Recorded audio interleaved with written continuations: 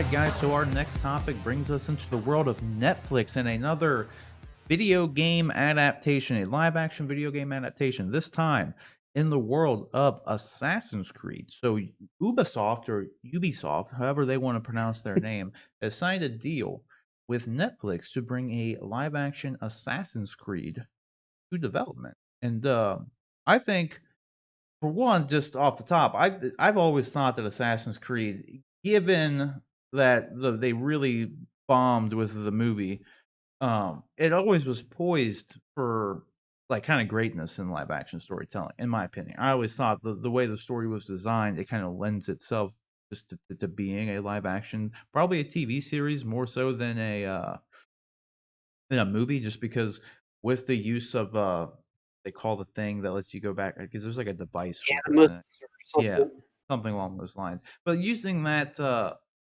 tool to just for storytelling is like almost have limitless possibilities and like limit like a lot of you do a lot of cool things going because I could jump timelines all the time because that's the whole point is like if you're not familiar with Assassin's Creed for whatever reason, you have like the machine, I think it is called the Animus or whatever, and you can like when you use the machine, it lets you just go back and experience memories of your ancestor, right? And that's where in the games you're playing as the ancestor part. In the present day, you're just pretty much a dude laying down in a bed, like hooked up to the machine.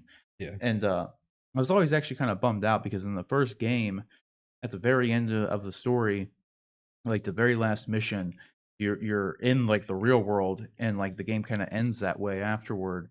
And I was always like, oh dude, it's gonna be cool. Like, because as the game goes on, you're gonna learn, or as maybe in Assassin's Creed 2, you learn more about what's going on in the future and like what's going on. And it's like I feel like ever since then they kind of just like threw away that storyline. I don't know. Like I just you never really got any more out of it. But I can understand why, because the most compelling part is the stuff when you're back in time and doing all and that's where you could just do so much stuff with it. You can like the most recent game, they're doing like Vikings now.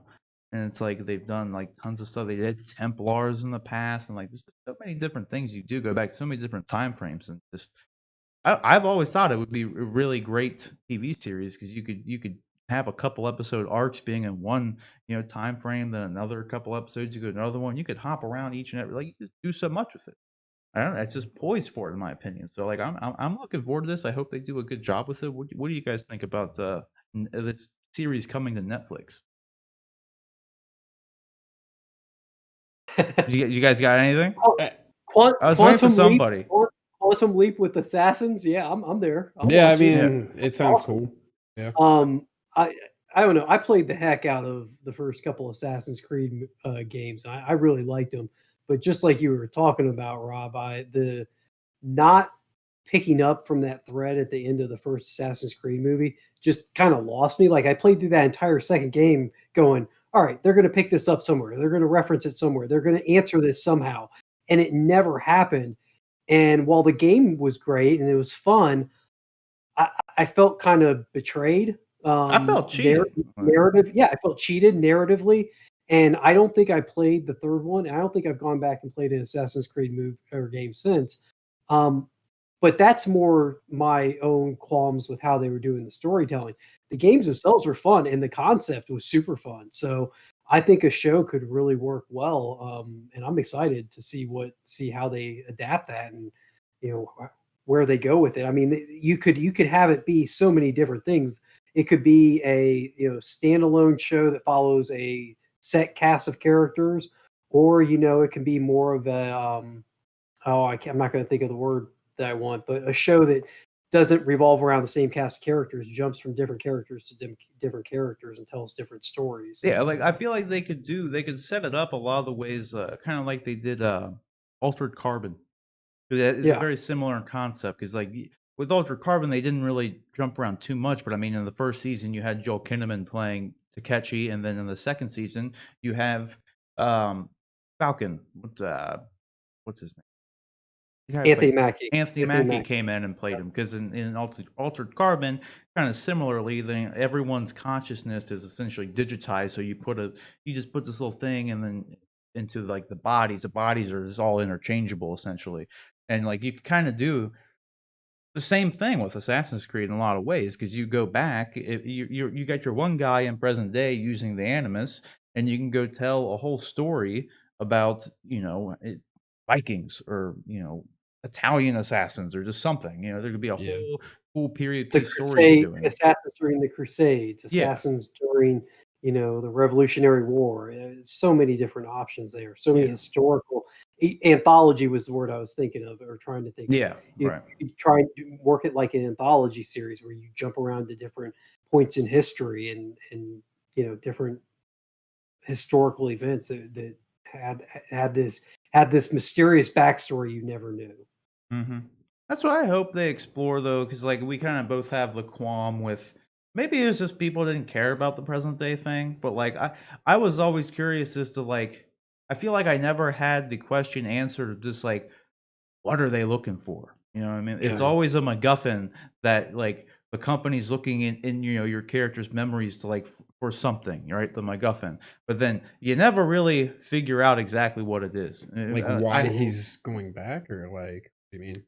Yeah, because there's, like, something in present day that they're trying to do, and for whatever reason, they need to go back into this person's ancestors' memories to try to figure out pretty much, like, unlock a codex or a riddle, Yeah, but that makes you sense. never really find out, and, like, I'm kinda with you, John, I didn't play through all of them after this, so, like, maybe they did finally answer these questions, but, like, how they set that up initially really intrigued me, and I wanted to see more of it in both, present and past times in the gameplay, but it I feel like they just never answer the question. So I hope they set that stuff up a little bit, I don't know, better and follow through with it more. Kind of just like let people know who, what, when, where, and why the people are trying to use the animus to go back in your ancestors' memories to get X for X reason, as opposed to just Look how cool this looks. Like, yeah, exactly. Just yeah, like, oh look, we got we're an people doing assassin. parkour. Yeah, Yeah, exactly. That's like yeah, that doesn't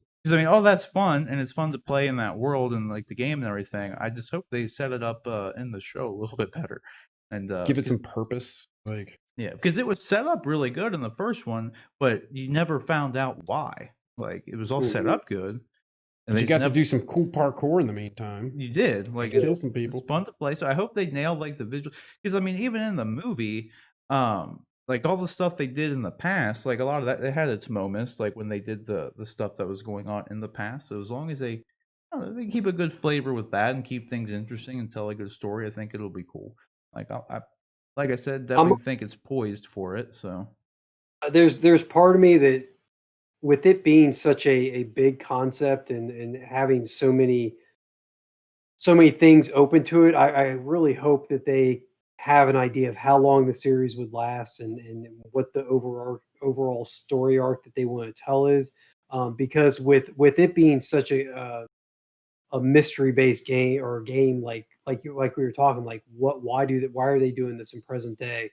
If they do that in the series and it's a Netflix series and Netflix pulls the carpet out from under you after that first or second season, just like they mhm. did with Altered Carbon and some of their other shows, that would be very frustrating for me. So I would get burned twice by this series. Yeah. Um, so I'm a little apprehensive because it's going to be on Netflix for those reasons.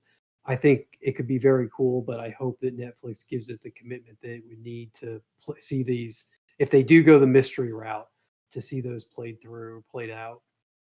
That's why they if they do because yeah, I totally agree with that because, I mean, they had that show, I think it was called Away with Hilary Swank. It just canceled it after 1 season, and, like, Yeah, obviously, it ends with, like, a cliffhanger of sorts, and it's always annoying when they do that, and especially with given how the game story was and how it was kinda designed around that, that's one of the hmm reasons I really hope they clearly set up that's what the anthology series, like you were kinda saying, would probably work better and kind of alleviate that in some capacity because you could set it up first season and then maybe have an overarching like plot that they can continue on in modern day like sure. through the next season if they want, but as long as they like at least bring Supernatural does a good job at this. Like they have your big overarching plot that happens in your whole season, and they always bring it to a close and set up what could happen in the next season. They don't dangle a thread and like build up the next season's worth of content within the first season. They introduce what could be going forward. And that's if they Mhm. do it well, like kind of like Supernatural does it with this, then I think it'll work fine.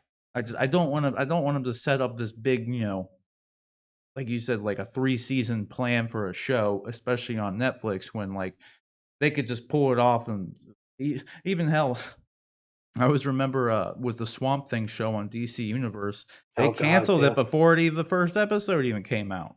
And That's it's like, Yeah. well, why am ridiculous. I even gonna watch it now? Yeah. And I literally Yeah. never even watched it because I was like, well, they canceled it. So what's Why the I don't point?